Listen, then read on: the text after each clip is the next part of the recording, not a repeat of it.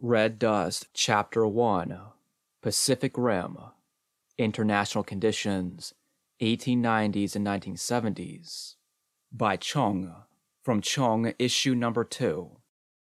Overview, Encirclement. In order to fully understand the convergent crises that resulted in China's incorporation into the material community of capital, it is essential to get a clear picture of both the larger trends in global capitalism and the theoretical details of how we understand such a transition to have taken place. In this first part, we emphasize the breadth of history, reviewing capitalism's overall development in East Asia. At the same time, we introduce some of the key concepts that will be essential to our narrative, especially as they relate to the inherent crisis dynamics built into capital's basic laws of motion. The basic picture is that of an early potential for capitalist transition on mainland East Asia under the Qing, being rapidly outcompeted by a similar transition underway in Japan, which had become the main regional competitor by the late 19th century. The result was a region split between commercial enclaves dominated by European capital and a rapidly industrializing nexus of colonies run by Imperial Japan. The First World War only accelerated this trend, leading ultimately to the Great Battle over the Pacific between the Japanese Empire and the rising U.S. hegemon. Though ending in defeat for Japan, the beginning of the Cold War ensured that the Japanese industrial project in the region would continue under the tutelage of the U.S. military. Combined with changing conditions in the West, the foundation was laid for another period of rapid international expansion. This took the material form of a Pacific Rim territorial industrial complex, dominated by the rise of new logistics technologies, the most important of which was a ring of container ports and their adjacent industrial hubs. Since the emphasis in this section is on long-term trends within the capitalist world, the profit rate and its relation to crisis play a central theoretical role. We take no strict positions here on the many debates concerning the profit rate, how best to measure it, the strength of its tendency to fall, or the exact relationship between microeconomic dynamics among firms and the macro-scale trends in the rate of profit. Instead, we emphasize the basics. Already apparent in the data is that the profit rate has tended to fall over time, and in oscillating waves. Its decline in the productive sector has been particularly pronounced, and this has repeatedly induced crisis. There have been a few counteracting tendencies, the most important being firms' efforts to restore their profit margins by expanding their markets and finding new sources of labor that can temporarily be superexploited, what is generally referred to as a spatial fix. The spatial fix results in the creation of new territorial industrial complexes. Since the abstract logic of capital unfolds in the real world, it necessarily distributes itself in space.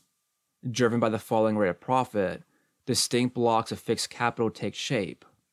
At the larger scale, this takes a national form, as new economic competitors, unburdened by obsolete facilities and equipment, are able to use the most state-of-the-art techniques to challenge the old guard within respective industries. This old guard then finds its profit margin drawn down by obsolete plant and machinery, resulting in local crises that often manifest as trade wars between blocs, even as they drive further global expansion. But the same occurs at a more local scale. Within countries, new territorial industrial complexes reshape the region's economic geography in line with capital's demands. The process often includes mass migration to key hubs, nodes, and corridors. When such complexes grow obsolete, however, they rapidly turn to rust belts, and their fundamentally inhuman nature is made evident. Rather than the win-win benefits of comparative advantage, it was actually crisis, war, and colonization, driven by zero-sum competition, that lay behind the rise of Japan in the region, followed by the tiger economies of Hong Kong, Singapore, Taiwan, and South Korea. Below, we trace out the details in this history, clarifying how the ascent of the Pacific Rim relates to falling profitability and the slow geographic movement of capital eastward, composing new territorial complexes along its edges and leaving hollowed rust belts in its wake. It was this process of encirclement and crisis that would create the opening through which China's ossifying developmental regime would be able to pass into the material community of capital. The failed transition. China began a stalled and uneven transition to capitalism in the late Qing, marked by low levels of industrialization and pervasive political instability. This first period of incomplete transition ultimately instigated a political collapse, accompanied by civil war, and a rising revolutionary movement that would go on to found the socialist developmental regime, temporarily halting the region's subsumption into global capitalism. Despite its failure, this first transition transformed migration patterns, trade routes, and industrial geography in irreversible ways, exerting an inertial force that often exceeded the revolutionary regime's attempts to contain it. This period, dating roughly from the late Qing to the Republican era and Japanese occupation, left the region with a deeply divided industrial structure, contributing to many of the periodic crises that plagued the later developmental regime. In a way, this inertia outlasted the developmental regime itself. When the second transition to capitalism began in the 1970s, the country would see the revival of many of the same industrial clusters, trade routes, and migrant networks that had defined the first period a century prior. This initial period of transition was shaped by accidents of history, as well as much older patterns of commerce in the region. The southern coastline had long played an important role in regional trade, and, after the decline of the Silk Road, with the fall of the Tang Dynasty in 907 CE, coastal trade had grown to dominate pre-capitalist commerce. But there also existed strong countervailing tendencies in each dynasty that helped to mute the power exerted by the forces of commercialization. One of the most persistent threats was the transformation of these semi-illicit trade networks into independent pirate navies. By the time of the Qing, 1644 to 1912, this threat took on the character of an anti-Manchu rebellion, led by the Ming loyalists Zheng Chenggong, known as Koxinga in the West, who had fled to the sea as the Qing armies invaded Fujian. Zheng overturned Dutch rule in Formosa, Taiwan, and turned the island into a base for his rebel navy. In response, the Qing not only banned all coastal navigation, rendering illegal a bulk of the region's international trade, but also depopulated the coastline, deporting the population inland and razing the deserted villages in an attempt to cut off Cheng's supply lines. Once Zheng's rebellion was put down, in 1663, with the conquest of Taiwan, the coastline was gradually repopulated and maritime navigation resumed. This began to reopen the mainland market more directly to the nascent trade networks of the Europeans, which would soon begin to take on a distinctly capitalist character. At the height of the dynasty, the mainland not only ran a healthy trade balance with the West, exporting tea, porcelain, silk, and various manufactures, but also sat at the center of regional trade, with even isolationist Japan dependent on imports of raw materials from the Qing. But the state had become circumspect about trade, fearing the growing power of merchants, the possibility of renewed rebellion, and the increasing capacities of Europeans. The court therefore imposed rigorous monopolies on key goods, and began to restrict foreign trade to an ever-decreasing number of official customs ports. This trend reaches apex with the Canton system. From 1757 to 1842, when all foreign trade was funneled through a single port, and its attached stores and warehouses, the 13 factories in Canton, Guangzhou. The system was only abolished through unabashed European incursion, as growing colonial empires sought more direct access to the mainland market. These incursions, the most dramatic being the two Opium Wars, 1838 to 1842, and 1856 to 1860, ended in the establishment of unequal treaties between the Qing and the European powers.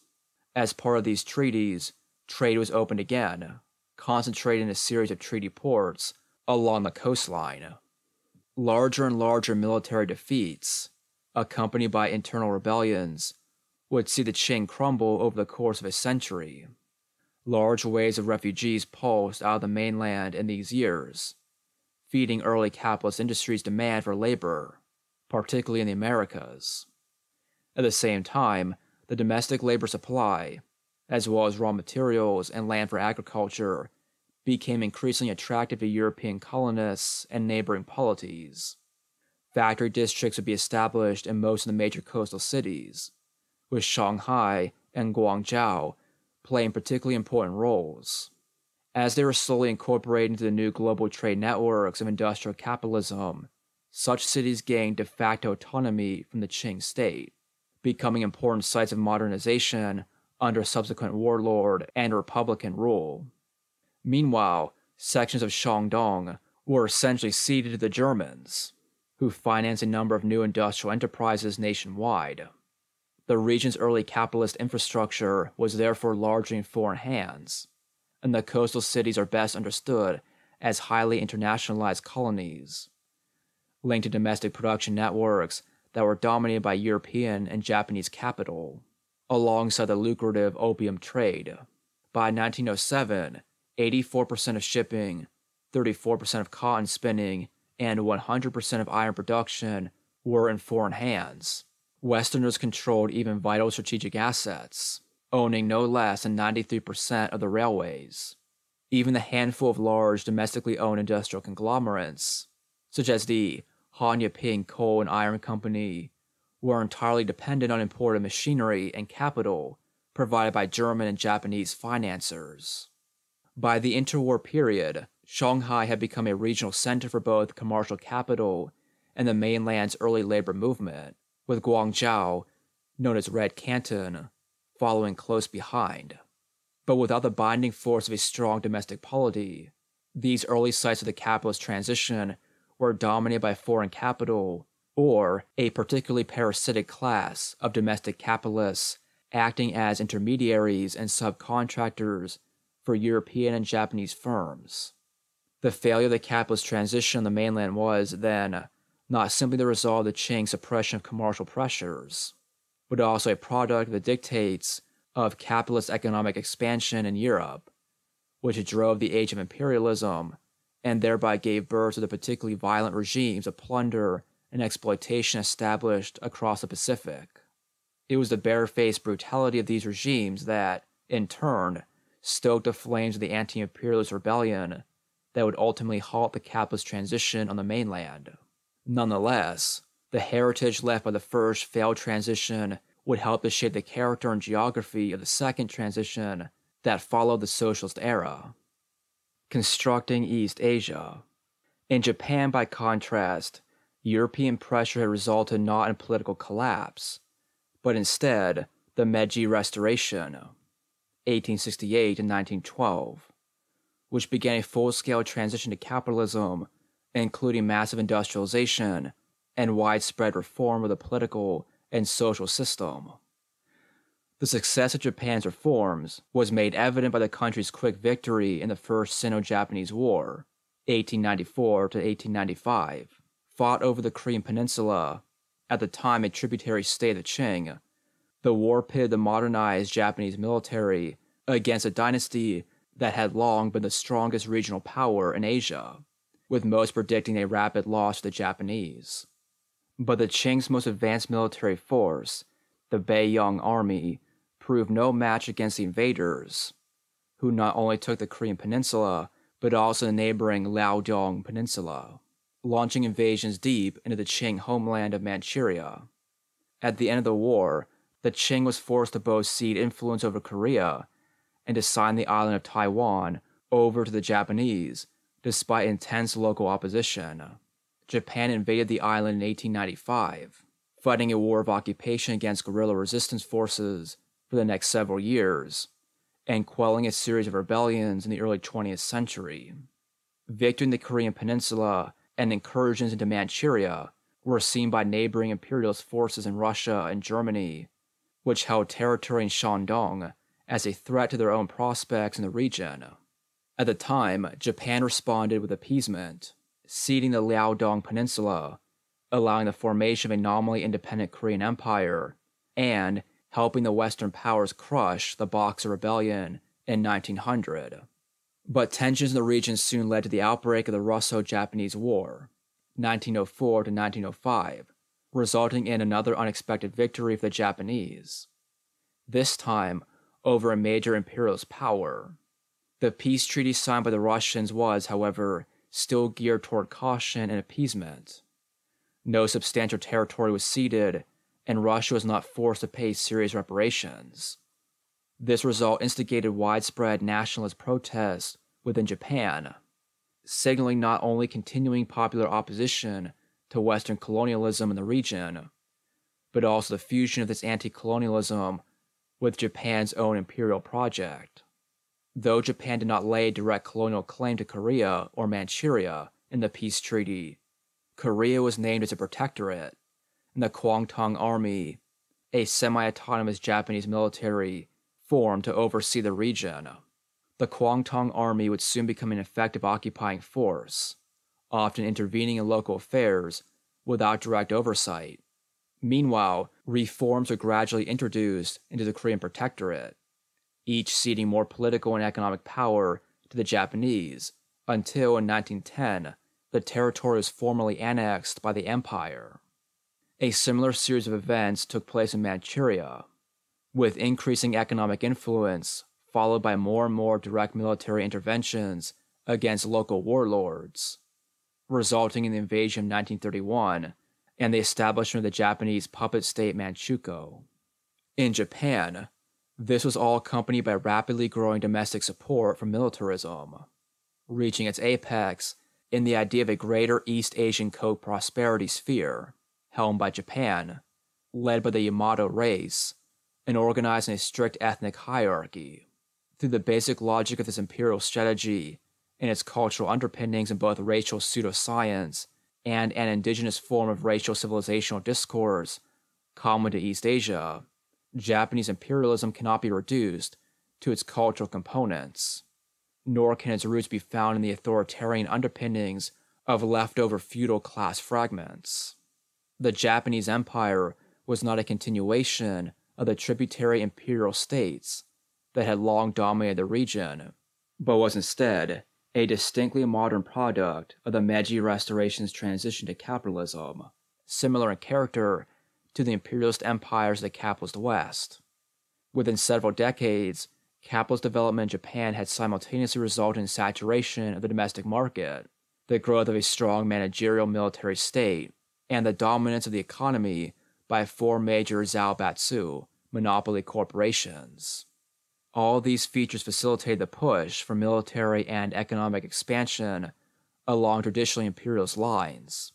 As in Germany and Italy then, Japanese militarism and imperial expansion was a product of capitalist crisis and the weakening of the political hegemony held by the British Empire. Within the new regional hierarchy, Japanese capital, increasingly alloyed with the military state, was a driving force, facilitating territorial conquest, the construction of massive infrastructure projects, and the financing of coordinated industrialization drives. The earliest colonies of Taiwan, Korea, and Manchuria became the preferred sites for much of this investment, with peripheral countries in Southeast Asia and parts of China treated as subordinate puppet states for the opening of new markets and the supply of essential industrial resources, such as oil in Indonesia, or agricultural goods, as in the Philippines. The massive decline in global trade that accompanied the Great Depression further incentivized imperial expansion, as growing protectionism cut Japan off from alternative sources of primary goods.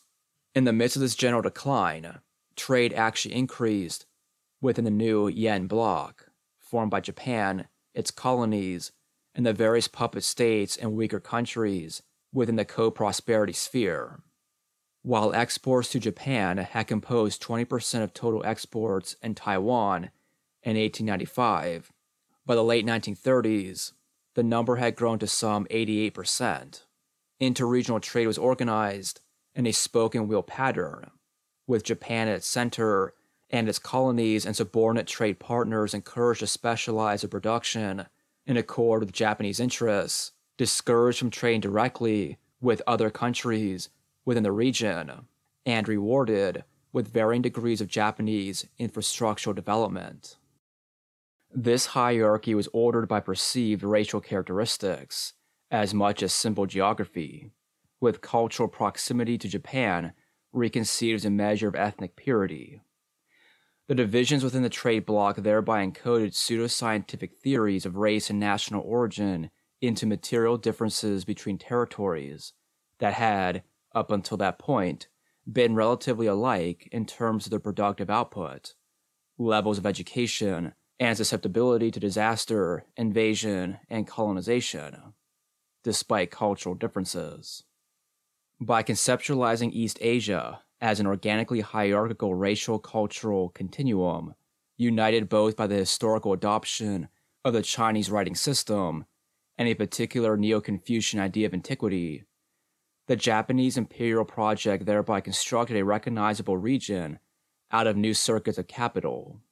Though ultimately unsuccessful in regard to its own imperial ambition, this early Japanese expansionism succeeded in creating an eastern center of gravity for global capitalism, defined by unequal trade relationships between the island archipelagos and littoral economies bordering the Pacific. In the Cold War order that followed, this center of gravity would be reinforced as a bulwark against the spread of communism.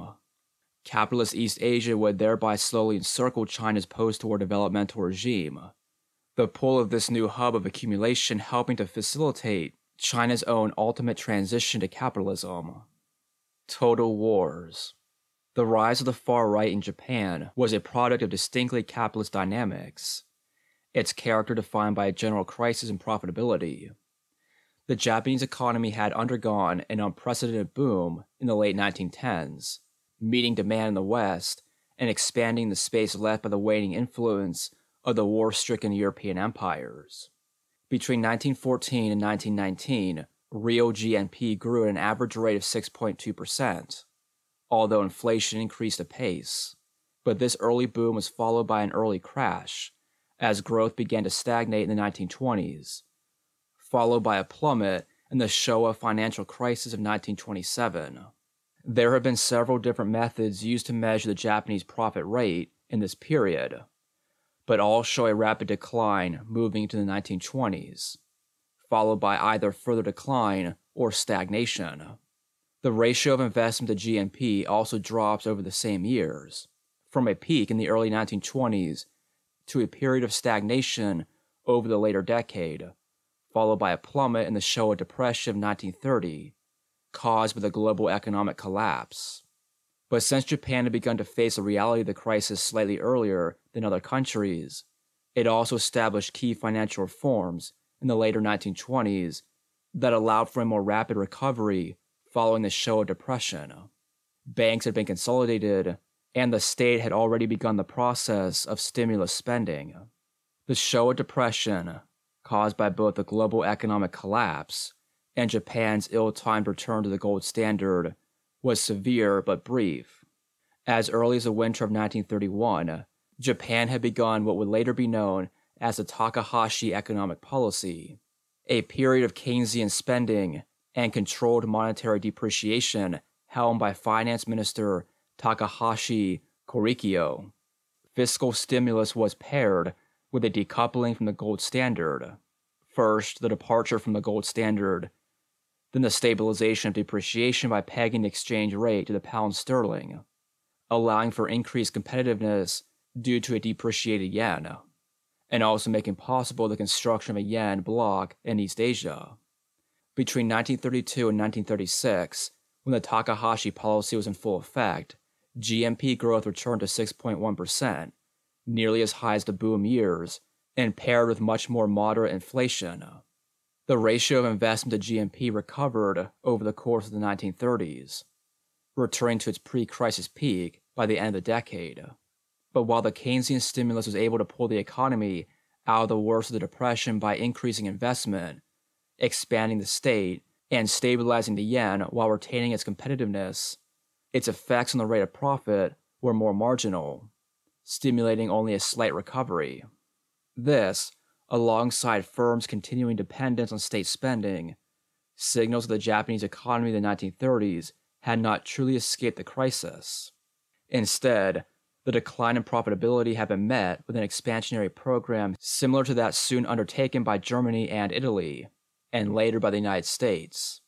Declining profitability could only be offset by expansion of the state, buoying the private sector domestically while also facilitating, and in fact making more and more necessary, the growth of the military and the push for colonial expansion. Thus, Takahashi's Keynesian era helped to incubate the hypermilitarism of the late empire. When he sought to rein in government spending in 1935, fearing runaway inflation, he raised the ire of this newly strengthened military and was soon assassinated in an attempted coup by members of the Kodo-Ha, Imperial Way faction, led by young officers within the army. Though it ultimately failed in its goals, the coup did result in the transfer of more power to the military, and the end of attempts to cut state spending. This began the era of Japan's wartime command economy, which saw continued high GNP growth, but now paired with ever-increasing inflation. The large zaibatsu monopolies retained their power throughout the Depression, and a number of new zaibatsu arose through the new colonies. Economic inequality skyrocketed, and the imperial military was soon seen as an uncorrupt corrective to the decadence of the large financiers. Japan's political atmosphere thereby skewed even further to the right. The Kodo-Ha faction within the military, though ousted after 1936, had advocated an openly fascist vision for Japanese development in which democracy would be thoroughly dismantled, corrupt bureaucrats and greedy zaibatsu capitalists would be purged, and the state would be run directly by the emperor.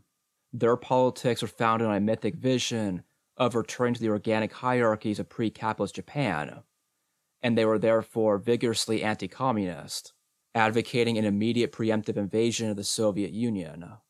The looser coalition that was formed to oppose the Kodo-Ha was called the Tosai-Ha, Control Faction, which called for a cautious policy in regards to the Soviet Union and more coordination with the zaibatsu, but which was itself nonetheless dominated by an essentially fascist politics. After the purge of the Kodo-Ha in 1936, military administration was transferred to the Tosai-Ha. Most of the intellectual leaders within the now unchallenged faction were strong supporters of the total war theory of central economic and military planning, modeled on Germany, and all factions advocated continuing imperial expansion within China and elsewhere. These theorists had long allied themselves with a group of reform bureaucrats headed by Kishi Nobusuke, economic manager Manchukuo, and a follower of fascist theorist Iki Kita. It was through this alliance between reform bureaucrats and total war militarists that the economic blueprint for Japanese regional imperialism, the Greater East Asian Co-Prosperity Sphere, would be born.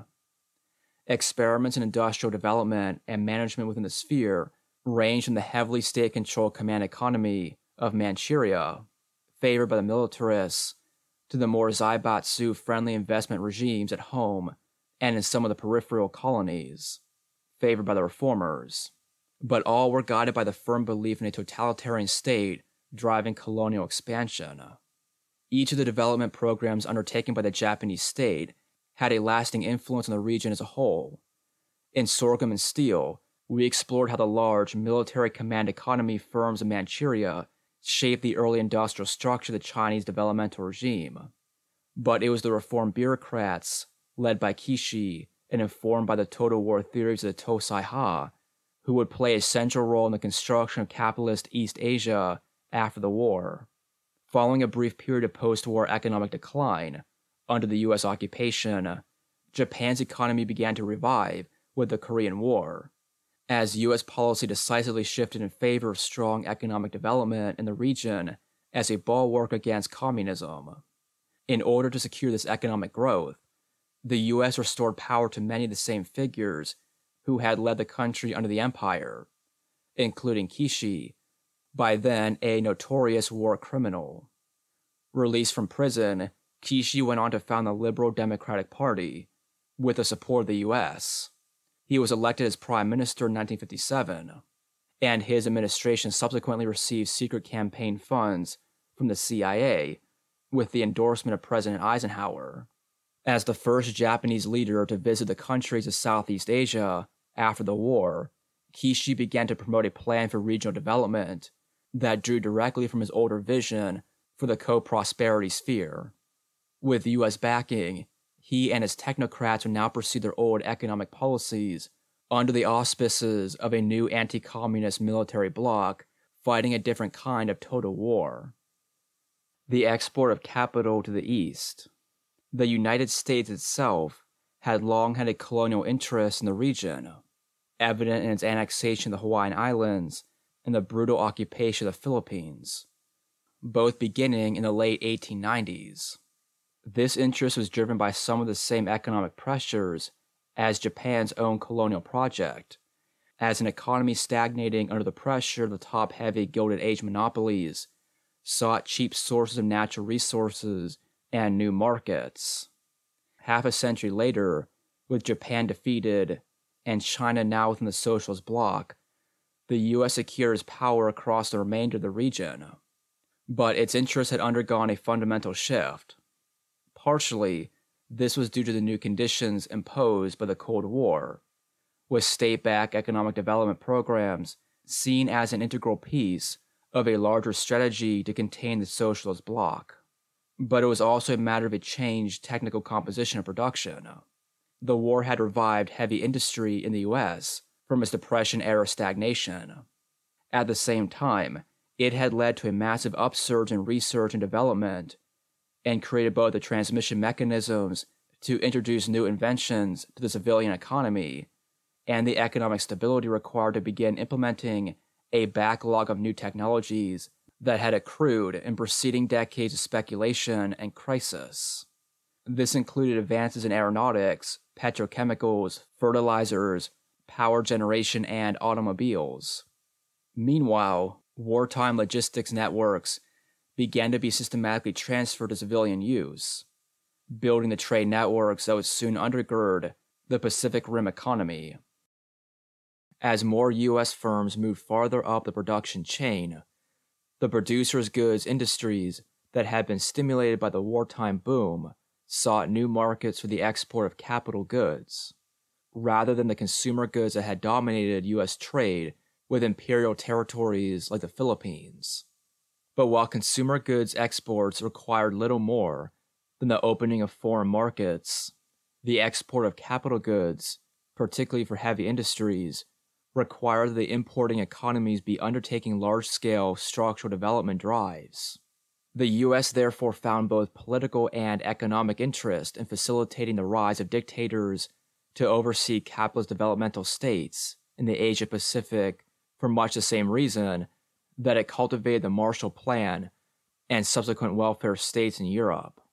Reconstruction efforts brought rapid economic development, which created large markets for U.S. metals, machinery, automobile, and aeronautics industries, suffering from overproduction in the post-war economy.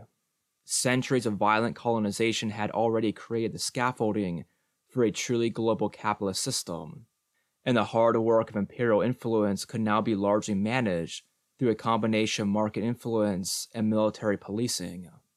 In East and Southeast Asia, the new international order of production had a clear hierarchy, helmed by the U.S., but essentially making use of the same trade relationships and industrial hubs built by the Japanese Empire, minus the territories that had ceded into the socialist bloc. This involved the uneven distribution of development funds to preferred locations, creating differential comparative advantages between countries that ultimately encouraged local specializations in accord with the trade needs of countries higher up the economic hierarchy. Given its more developed industrial structure and the vigorous anti-communism of its political establishment, Japan itself was the first preferred site for redevelopment and thereby became a leader in the new regional hierarchy, providing both financing and the political model that would soon be used by other developmental states in the region. Meanwhile, the outcome of the war had allowed Japan to reinvent its industrial base. The loss of its colonies and the abolition of the military proved to be serendipitous in this regard, keeping the country out of the expensive post-colonial military interventions undertaken by France, Britain, and the US, while allowing it to, nonetheless, benefit from the new technologies and trade relationships that emerged from such wars. The development of maritime technologies was particularly fortuitous for the island nation, allowing for the construction of new industrial complexes along the Pacific coastline. The loss of the colonies, in particular Manchuria, also meant that a large quantity of Japanese financed fixed capital was lost or destroyed, and these sunk costs therefore were written off. In the long term, this meant that Japanese firms are no longer responsible for the expensive maintenance costs on these increasingly obsolete factories, and there is no expectation for future profitability from the lost industries. This had the paradoxical effect of making the Japanese economy far more amenable to technological change and new capital construction, whereas countries like the US became increasingly burdened by masses of obsolete fixed capital built up earlier in the century. The total war model of industrial development had also left behind a large mass of workers and soldiers, mostly literate, and many of the same degree of technical training. Out of a population of 72 million in 1948, with 34.8 million employed, there are 7.6 million demobilized soldiers, 4 million demobilized workers who had been employed in military production, and 1.5 million nationals who had returned from abroad. 13.1 million surplus workers in total, composing some 18% of the total population. This was paired with a period of agrarian reform that began to raise agricultural productivity, feeding even more displaced ruralites into urban industry over the following decades. But rather than causing an immediate upsurge in absolute unemployment, the tendency was instead for a growth of informal work and the widespread reliance on small-scale communal networks for subsistence.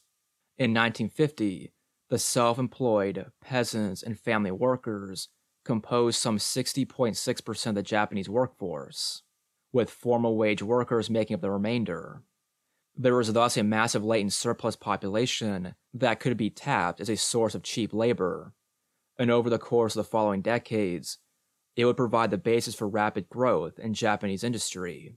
Between 1951 and 1973, Japanese GDP grew continuously and rapidly by 9.2% per annum on average, making it 7 times as big as a result. It was this process that began discussions of a Japanese miracle, often with little attention to the structural features that had underpinned such miraculous growth. In reality, the rapid growth of the Japanese economy was facilitated not only by favorable domestic conditions, but also by continuous stimulus from the US-led monetary and military regimes. The cost of energy resources and other primary products plummeted with the post-war exploitation of Middle Eastern oil fields and the opening of war-strangled trade routes. At the same time, the Cold War led the US to vastly reduce reparations payments and offer recovery grants instead. But the key turning point was the Korean War. With Japan as the closest source of industrial goods for the front line, the US began a special procurement program that lasted from 1950 to 1953, flooding Japanese industry with demand at guaranteed prices. In 1952 to 1953, the special procurement goods composed some 60 to 70% of total Japanese exports, doubling the size of major Japanese industries in just a few years.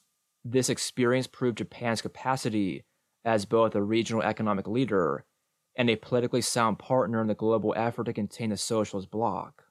The U.S. occupation of the islands formally ended with the Treaty of San Francisco, and the military relationship between the two countries was formalized with the U.S.-Japan Security Pact, both signed in 1951 after Chinese intervention in the Korean War had resulted in the retreat of UN forces down the peninsula.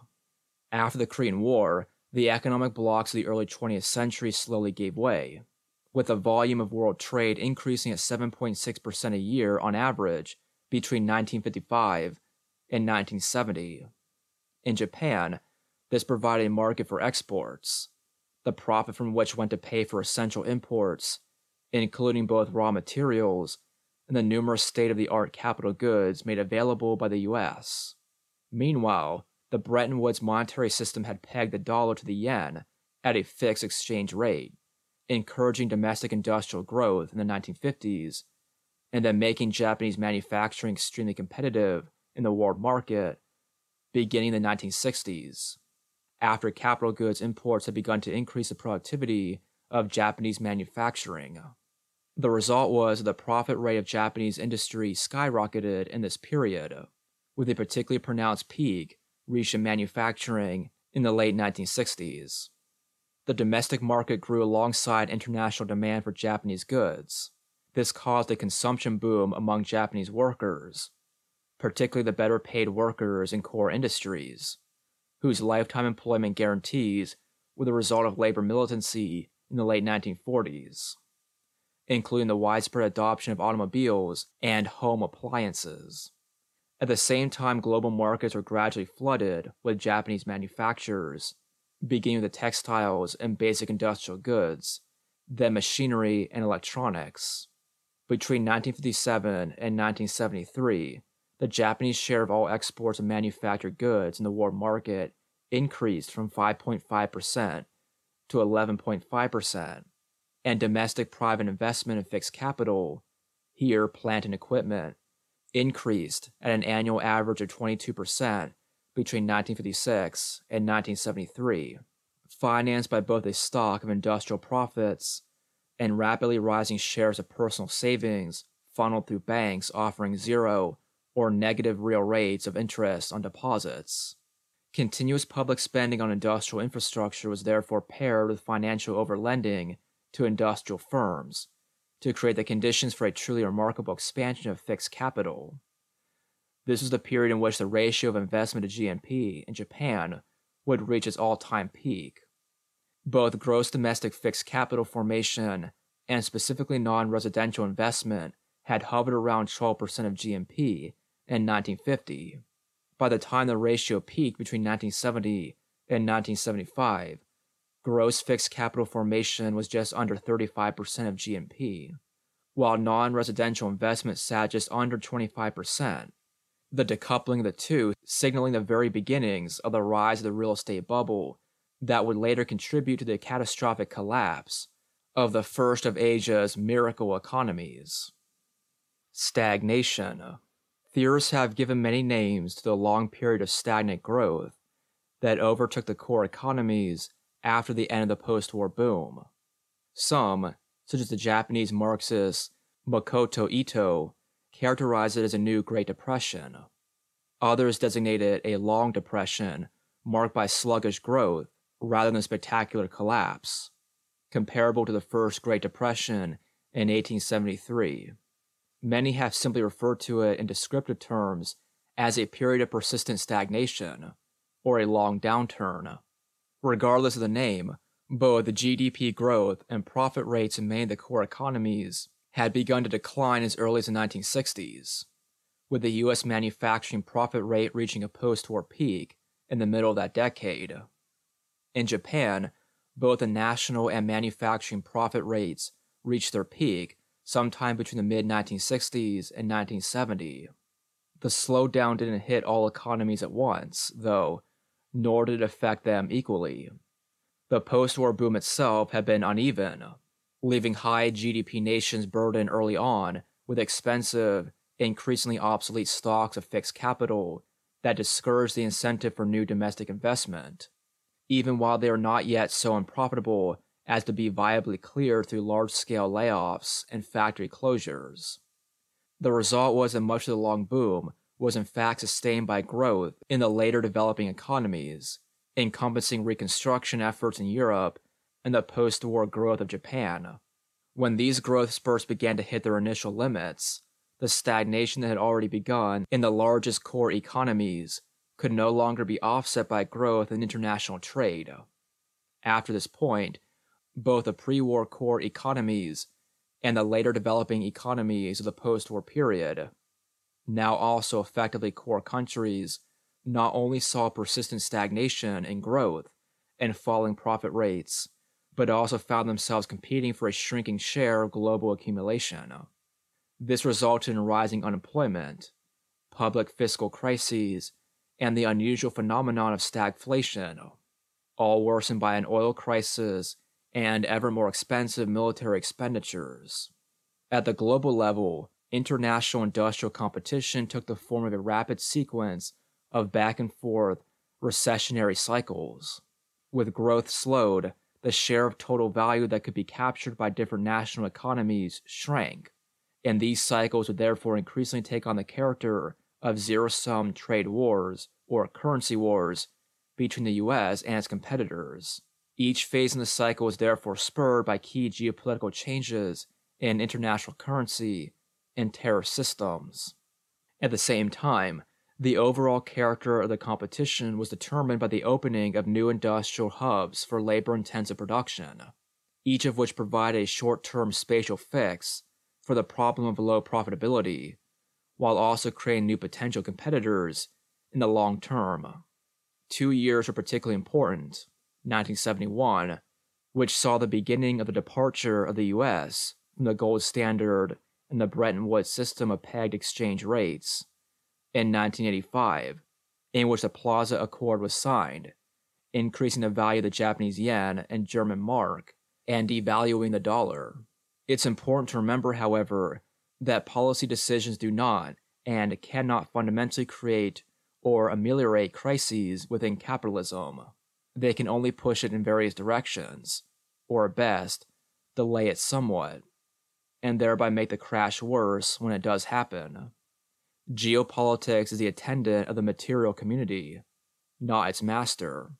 Such decisions did not by any means create the general crisis, then, but they did mark important shifts in which countries would experience its worst effects.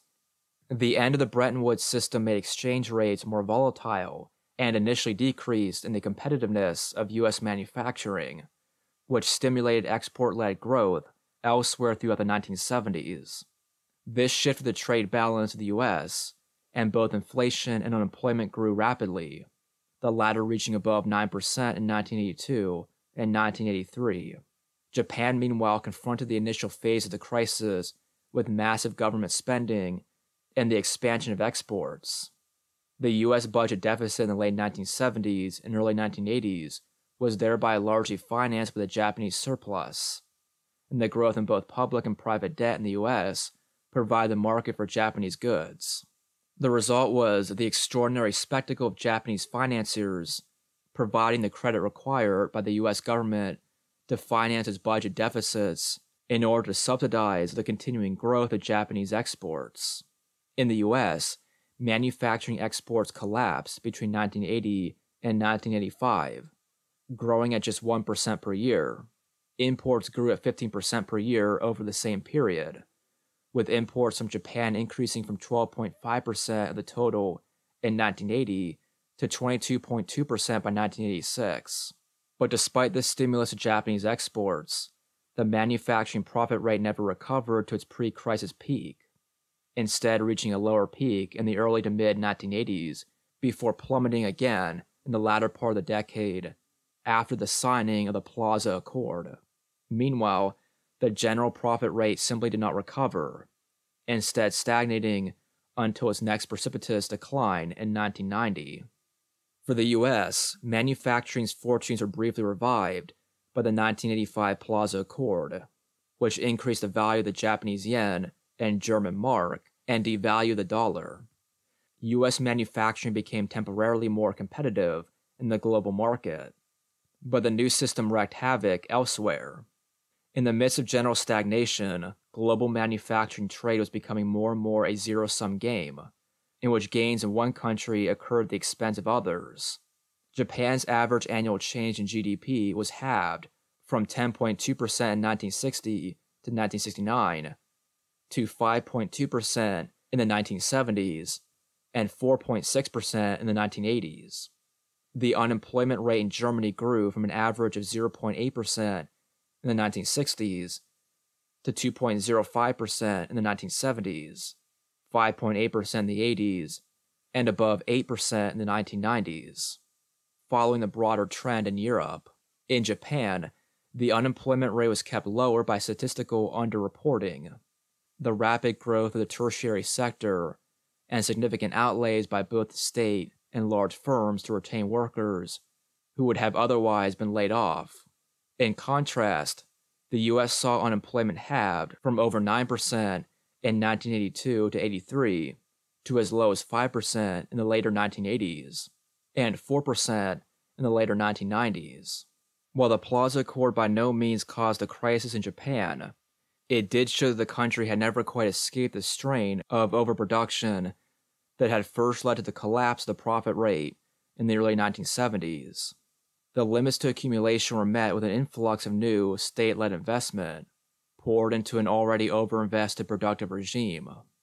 Existing markets had become saturated, so export-driven growth became the only way to briefly recover profitability within manufacturing.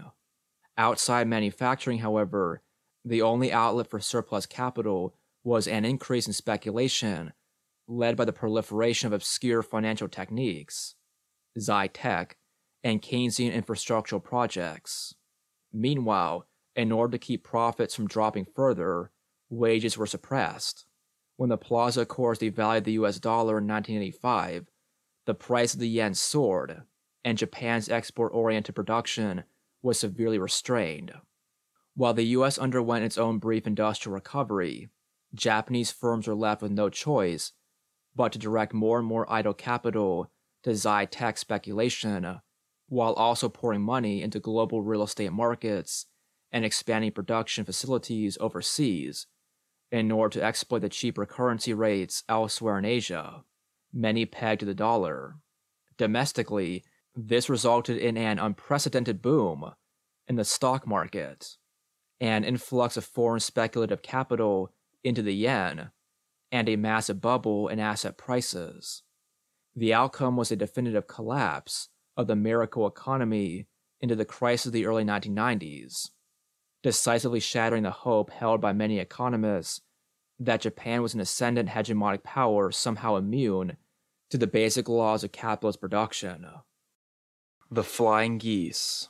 While the growth of Japanese global economic power was facilitated by the U.S. and defined by the international monetary system, the regional character of this expansion ultimately followed the older patterns originally laid by the imperial project. As mentioned above, the U.S. exonerated war criminal Kishi Nobusuke became prime minister in 1957, touring the region and establishing the groundwork for what would later become the Asia Development Bank, with his own proposal, rejected at the time, for an Asia Development Fund modeled on the co-prosperity sphere. Meanwhile, Taiwan and South Korea had utilized Cold War financing alongside the industrial and financial infrastructure left by the Japanese to jumpstart their own national industries. In both countries, variants of the Japanese developmental state were adopted, with South Korea's chaebols fusing national financing with family-run industrial conglomerates, in a fashion reminiscent of the large first-generation zaibatsu, while Taiwan's strategy of import substitution enabled agrarian reform, protection of domestic industry, and the import of machinery in ways that recall the development strategy of both post-war and Meiji-era Japan. Talk of the Japanese miracle was thereby soon extended to the four East Asian tiger economies of South Korea, Taiwan, Hong Kong, and Singapore. These countries are now envisioned as flying geese, with Japan at the head of the formation, transferring technology and financing down the chain in a win-win pattern of cascading comparative advantage. When one industry's labor costs rose too high, that industry was to be shifted wholesale to the less developed neighbor, complete with the most advanced industrial equipment and state-financed infrastructure. Development was therefore linked to the product cycle, and could be conceived as a gradual evolution of production that operated to the advantage of both countries. The import of capital goods into Japan from the US had begun the process. By the 1970s, Japan had already initiated a similar export of capital to the tiger economies, and by the 1990s, it seemed that a similar phenomenon was taking place in Southeast Asia and even mainland China. The flying geese model does not envision economic crisis playing a major role in this process, aside from a few brief recessions that come with the major shifts in the product cycle. Nor does it attempt to account for the influence of the US throughout, either through direct financing, namely military spending, or less direct influence on trade, the Plaza Accord, and politics, the propping up of anti-communist dictatorships. In its conception of technology transfer, the model also tends to ignore both the built-in hierarchies of the resulting region and the local networks that enable such transfer in the first place. None of this is coincidental. The flying geese model was in fact originally formulated by the Japanese economist Kanami Akamatsu in the 1930s in order to theorize world trade in a period marked by the growth of protectionism and Japanese imperial expansion. Though not widely used at the time, the concept was clearly in accord with the propaganda of the co-prosperity sphere, and Kanami himself held a series of high-ranking posts within the Imperial Army's Bureau of Investigation, responsible for statistics and general intelligence. After the war, he was tried for war crimes, found innocent, and went on to formally publish his theory in 1962 in the official journal of the Institute of Developing Economies, established by the Japanese Ministry of Economy, Trade, and Industry. The concept gained widespread popularity within Japanese economics, where it was meshed in the new theories of the product cycle and foreign direct investment. As global trade grew in the midst of the long crisis, the theory was soon taken up by mainstream economics in the West, providing an ideological justification for the developmental framework adopted by the US-backed global financial organizations such as the World Bank and IMF. The basic pattern identified in the model is self-evident. Japan began an early, smaller round of direct investment in Taiwan in the late 1950s, mostly in the electronics and machinery manufacturing industries that had boomed during the Korean War procurement program, only to lose their main market once the war was over. The second round of scrap and build industrial restructuring, now far more substantial in volume, took place between the mid-1960s and the oil shock of 1973. This round was initiated by the signing of the Japan-Korea Normalization Treaty in 1965, which both opened formal economic relations between the two countries and provided South Korea with a series of Japanese-funded grants and loans, roughly $800 million in total, geared toward infrastructure construction and the creation of the Podang Iron and Steel Company, now POSCO, one of the biggest producers in the world. Lighter, labor-intensive industries were moved from Japan to South Korea, Taiwan, Hong Kong, and elsewhere, with the domestic economy shifting to a new base in heavy and chemical industries, again greatly aided by technology transfers from the US and Europe. A third phase of restructuring followed the oil crisis and the general decline in manufacturing profitability, with heavy industries offshore to the new cores in South Korea and Taiwan, and domestic production shifting to a new set of electronic, transport, and precision machinery industries, producing for export to markets in the US.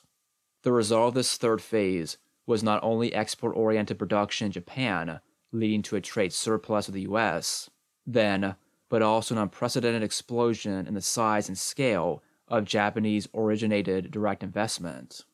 Faced with massive limits to accumulation at home, Japan increased the rate of its capital exports in an effort to secure more of the shrinking pool of global accumulation.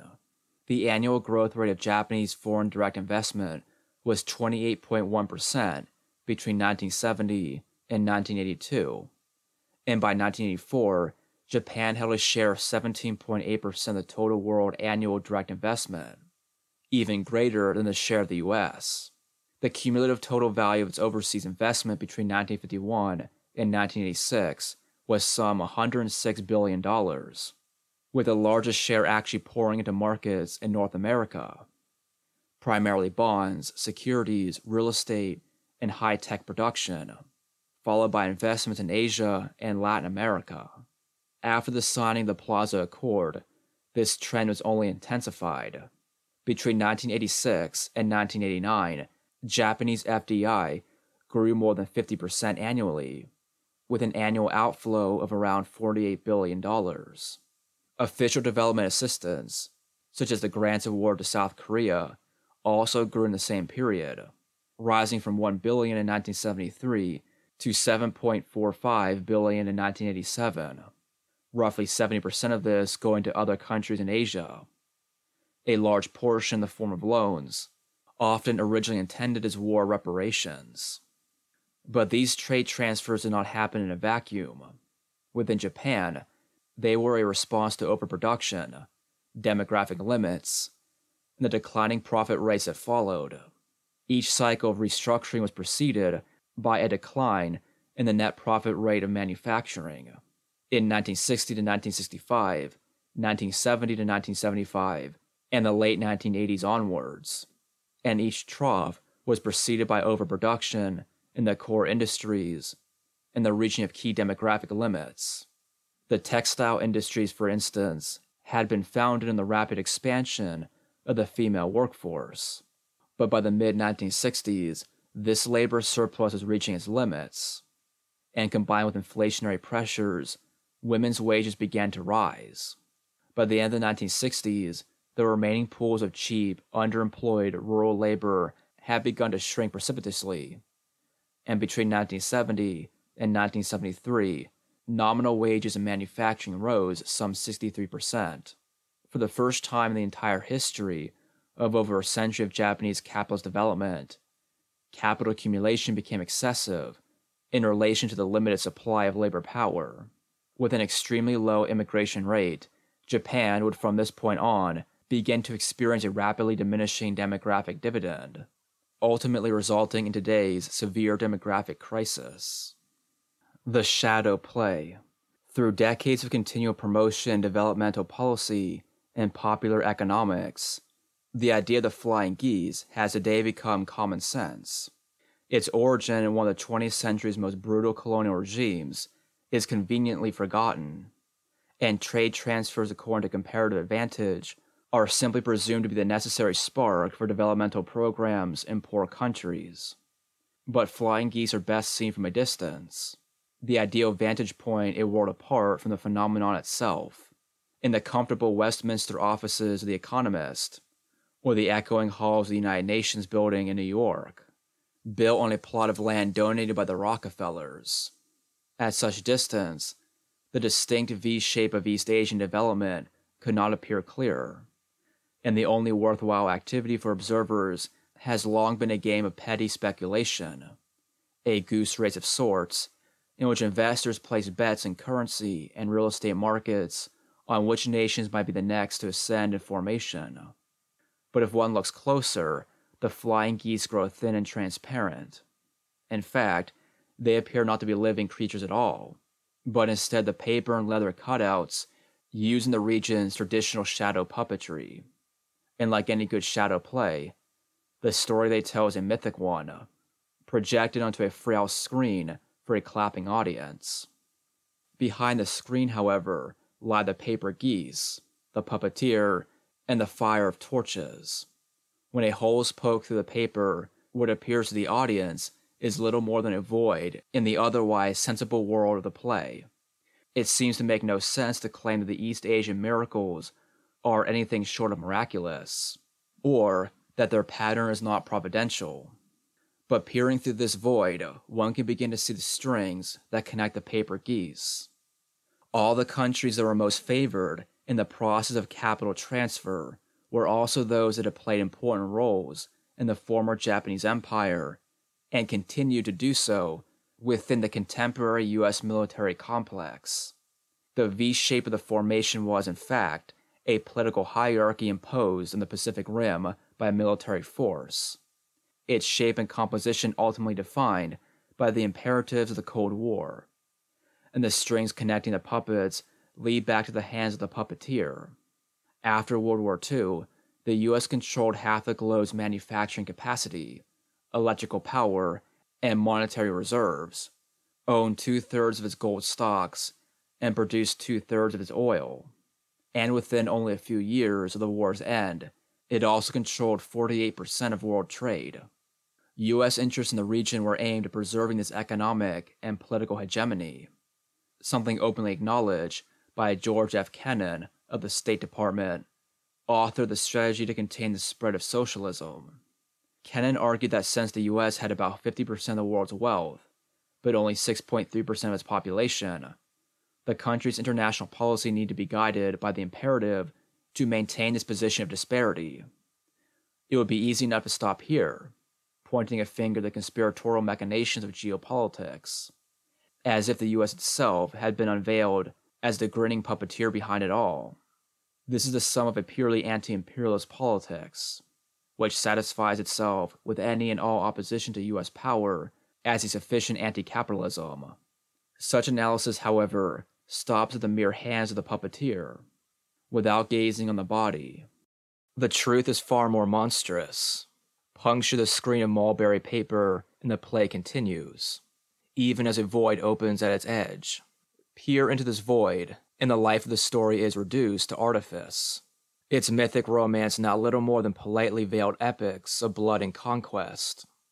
But even the sum of U.S. power, measured in drone strikes or financial summits, is itself a mere mechanism. The geopolitical prowess of the imperial hegemon is, in the end, little more than the hand of the puppeteer, only slightly more lifelike than the puppets it guides. Gaze further into the darkness, and the nightmarish body of the puppeteer takes flesh. Rather than a grinning conspirator, we find a headless body, its corpse-cold skin lit by the orange glow of torchlight, dead extremities animated by nothing more than the necromantic logic of capital. The geopolitics of the Cold War were structured, in the end, by economic imperatives. This also means the development programs pursued in countries like Japan were a leaner, but no less direct form of imperial influence, defined by the need for the world's largest economy to continue to accumulate wealth in the service of expanding the material community of capital, necessitated by the perceived challenge of the socialist bloc to that process. While it initially seems contradictory that these developmental programs would ultimately create a subset of formidable competitors for the imperial hegemon, this is merely to misunderstand the true nature of hegemony, confusing the hands for the head. Just like the British Empire before it, the U.S. would, nonetheless, retain substantial economic and political power, even as it laid the groundwork for challenges to its own dominion, far outliving reports of its supposed demise. But the puppeteer is headless. Every worldly hegemon is a sewn-together composite, moving in service to that greater, world-wrecking hegemony of capital.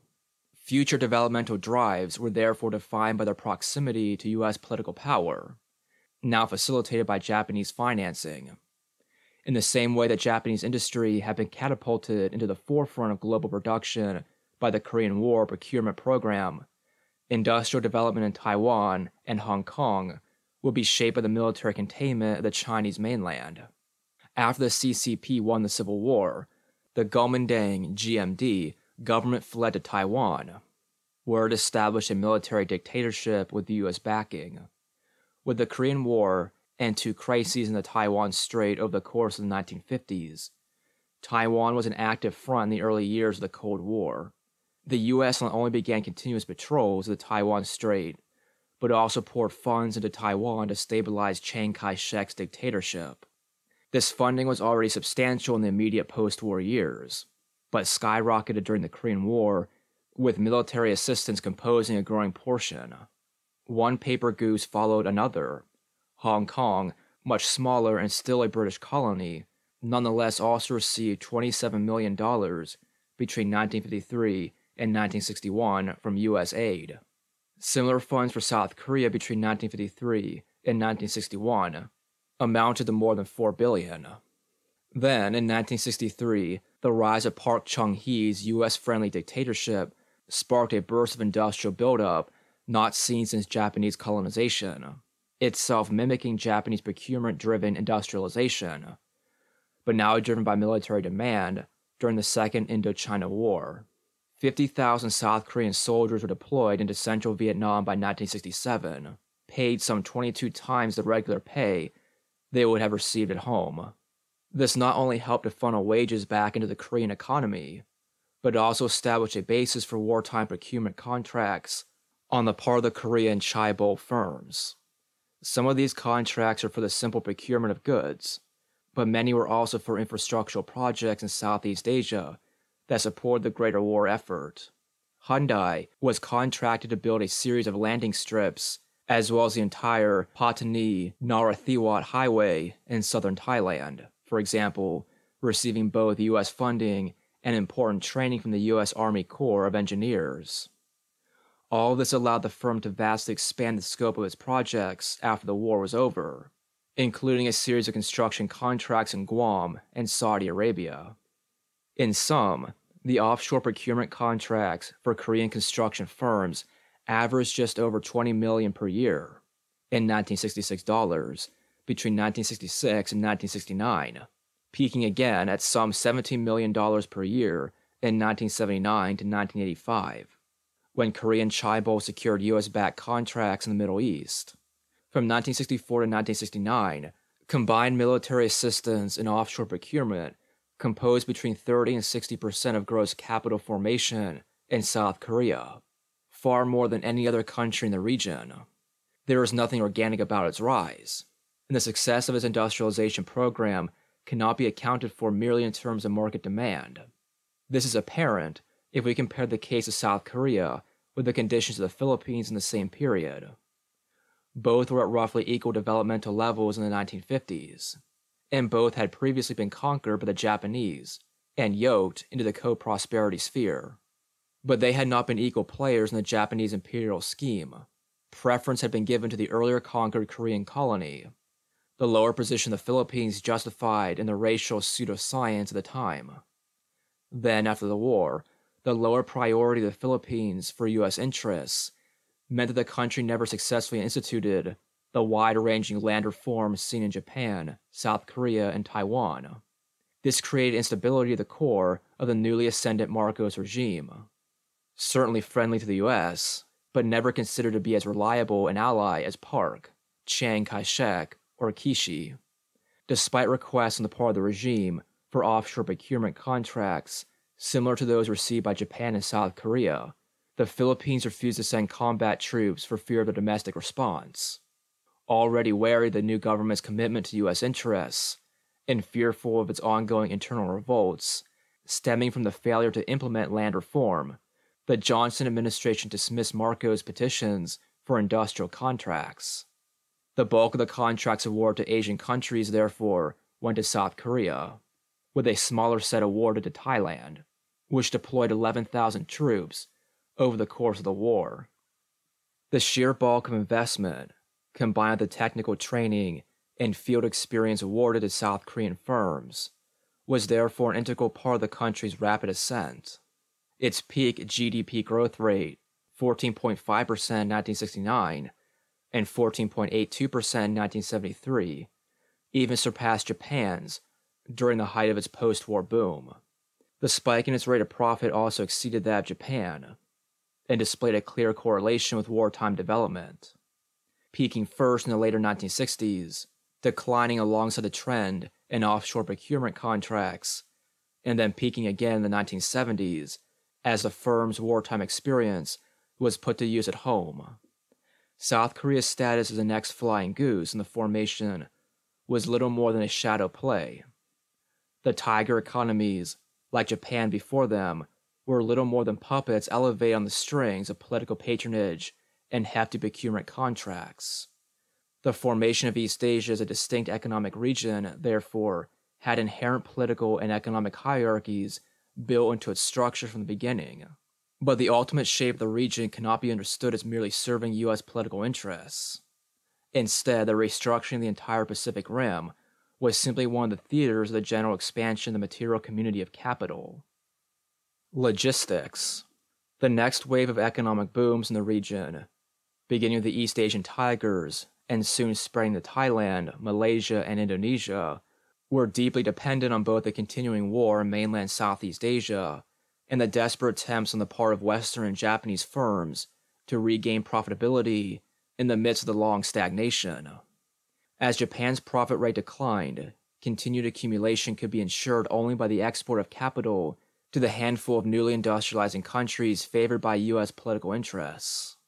The end market for many of the goods being produced by Japanese firms overseas, and their numerous subcontractors, was in the U.S. and Europe, where stagnant rates of growth and profit, paired with slow or stagnant wage growth, have been met with an increased dependence on credit, both private and public. While the cheapening of goods through increased productivity is a secular tendency in capitalist development, this credit boom, combined with stagnant wages, accelerated the process beyond what would result from advances in productivity alone. Increasingly mobile global firms were able to seek out new labor pools that could be super exploited in brief industrial booms that caused rapid inflation and extreme waves of labor unrest. By definition, this period of super exploitation had to be temporary, often drawing on a hidden store of labor produced by the remnants of non-market subsistence economies. Unrest increased as these hidden stores were depleted, often signaled by the subsumption of the countryside, paired with the increases in the necessary wage in the cities. This period of instability frequently ended in a coup or the toppling of local dictatorships, concurrent with a decline in profitability, continued increase in wages, and a brief boom in GDP growth due to a frenzied period of speculation before a spectacular bust, leaving in its wake stagnant growth and vastly increased levels of inequality. Long before this, the labor-intensive industries that had begun the process would have been moved elsewhere, initiating the cycle in new industrial hubs, often bigger, leaner, and more brutal. But this entire process was made possible only by a series of new technological advances, most of which could trace their origin to the U.S. military complex. The first of these was the rise of computerization and digital technology more generally. Though often discussed in the context of rising markets for consumer electronics, paired with the ascent of software giants in the US and Japan, the bulk of profitability gains actually came with the application of computerization to the industrial process itself. The brief recovery in profitability in US manufacturing, for instance, followed a massive closure of obsolete, redundant, and expensive means of production during the years of the overvalued dollar and the record high interest rates imposed by Federal Reserve Chairman Paul Volcker, particularly during the recession years of the early 1980s. By the time of the Plaza Accord, productivity had increased remarkably, at 3.5% per year between 1979 and 1985, driven not only by the closing of unproductive facilities, but also the widespread shedding of labor in the new, increasingly computerized factories. After the Plaza Accord vastly increased the competitiveness of U.S. production in the global market, investment slowly began to flow into manufacturing again, and both productivity and profitability in the industry underwent a general revival, albeit brief and moderate by historical levels. The non-manufacturing sectors were slower in implementing new, productivity-enhancing technologies, but by the mid-1990s, even these industries' productivity had begun to average around 2.4% growth per year, just under the growth rates experienced in the post-war boom. But the brief revival of U.S. industry was itself dependent on the ability of the manufacturing sector to become globally competitive. This, in turn, relied on a series of technological advances in shipping and logistics made possible by computerization and developed by the U.S. military between World War II, the Korean War, and the wars in Indochina. Key among these was a trend toward containerization, with the invention and widespread adoption of the standardized shipping container, repeatedly dubbed the single most important technological innovation underpinning the globalization of trade. The container, accompanied by new computer-assisted systems for the management of just-in-time production and the coordination of large-scale ports and warehouses, decreased the cost of long-distance shipping and created a new geography of trade centered on a network of the world's biggest deep-draft seaports.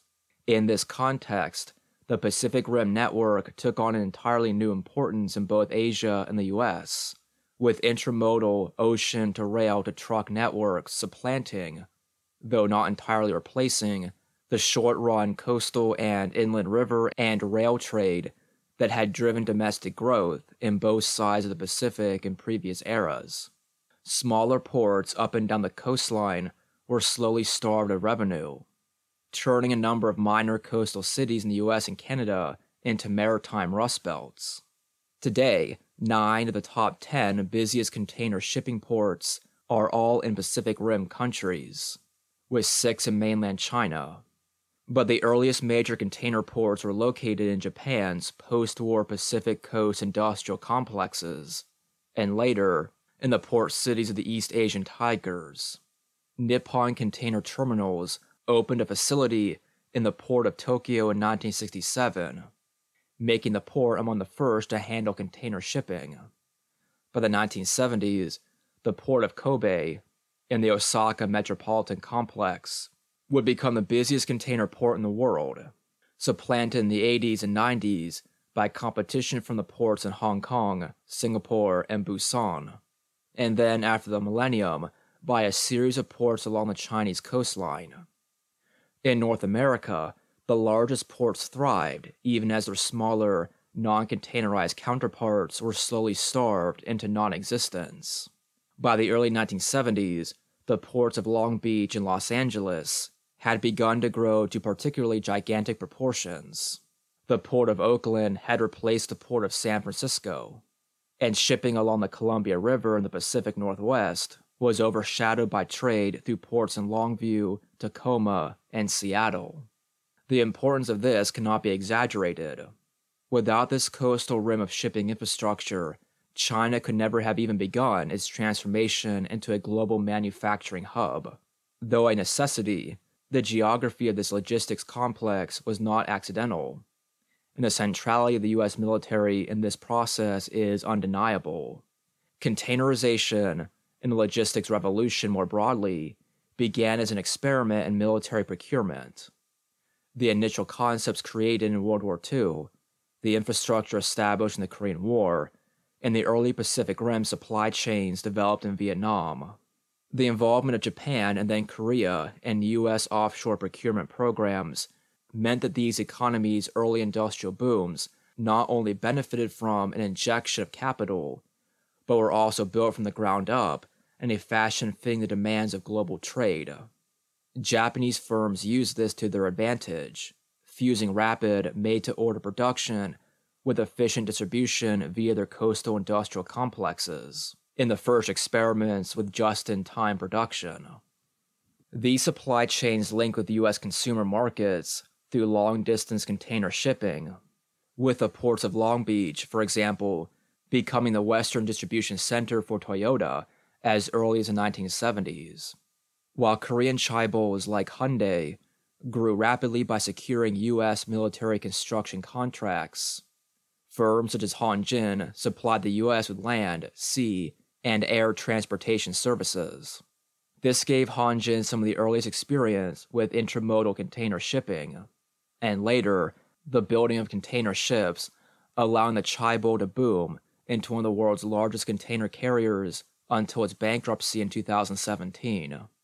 Meanwhile, Singapore and Hong Kong would use their large deep-water ports and well-established cross-cultural business networks to speed through their own phases of industrialization.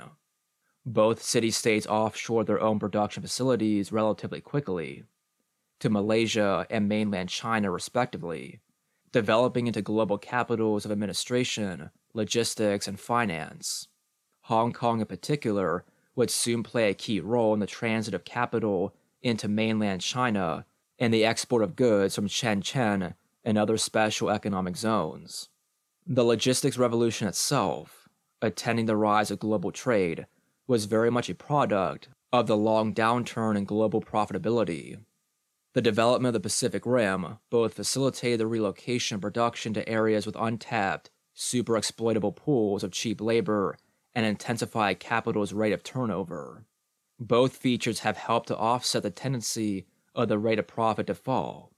Cheaper labor allows for more value to be accumulated directly to the production process, while faster turnover from invested capital to commodity to realized profit, or MCM prime in Marx's schema, allows firms to net more value in any given period of time by accelerating the rate at which produced value is realized on the market.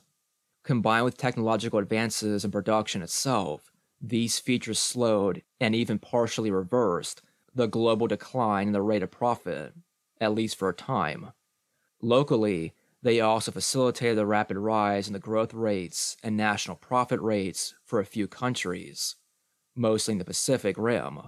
But without the massive destruction that preceded the post-war boom, the general recovery in the rate of profit would be short-lived, and the local growth spurts in the Pacific Rim countries would end in a cascade of crises across the region, beginning with the Japanese collapse in 1990.